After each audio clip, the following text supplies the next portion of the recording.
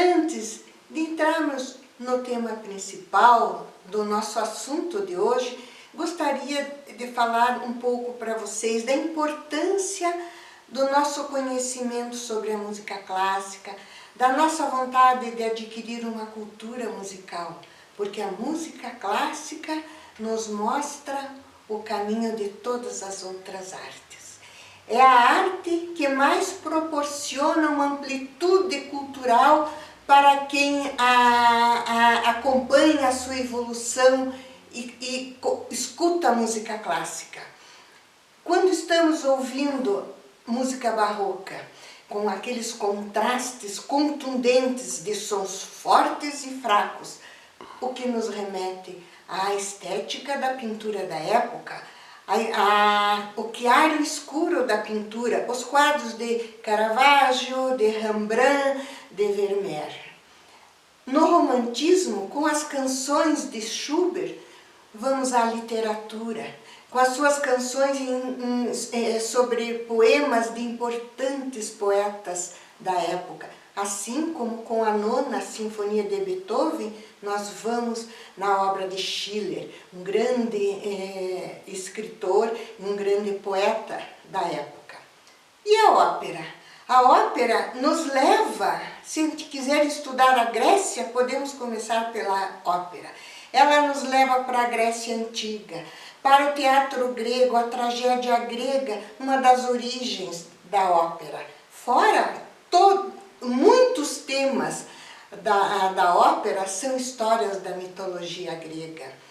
O século XVIII, com a música de Mozart, nós podemos nos aprofundar nos estudos do iluminismo, nas ideias, nos pensamentos iluministas que foram a base, a estrutura do mundo que nós vivemos hoje.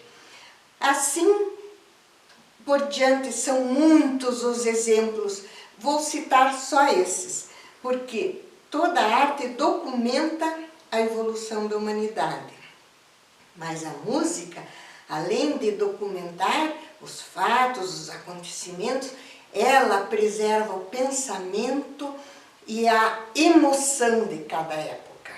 Um pouco nós vamos viver no dia de hoje com o tema da nossa aula, que é outra vez fascinante, a respeito de violinos e violoncelos, a magia da sonoridade desses instrumentos, que já tem mais de 300 anos e continuam encantando o público e as plateias do mundo inteiro. O século XVIII foi encantado com o violino, assim como no XIX o encantamento do público foi com a novidade do piano.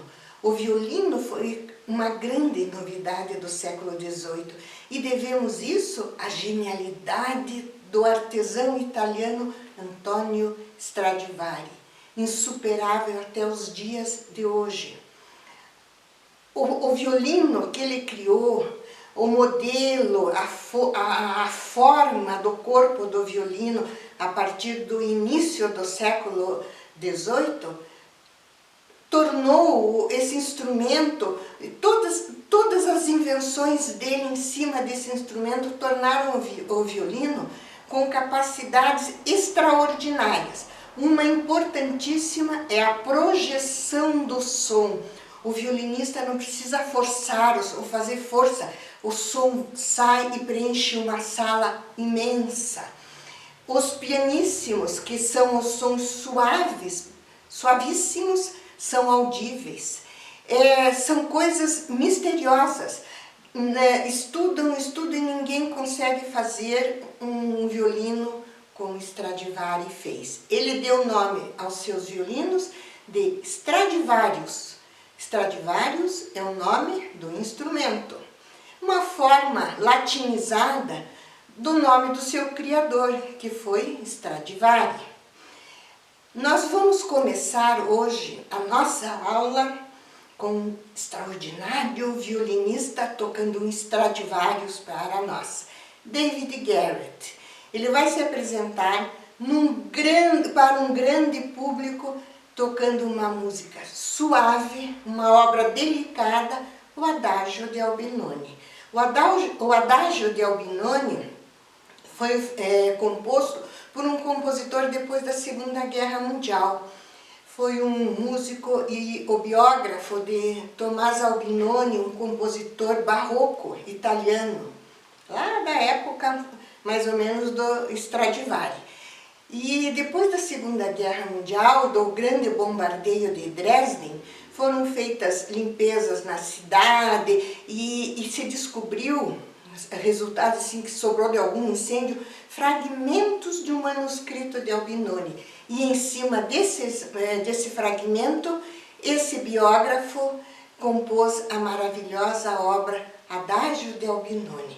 Vamos a um suavíssimo som de Stradivari.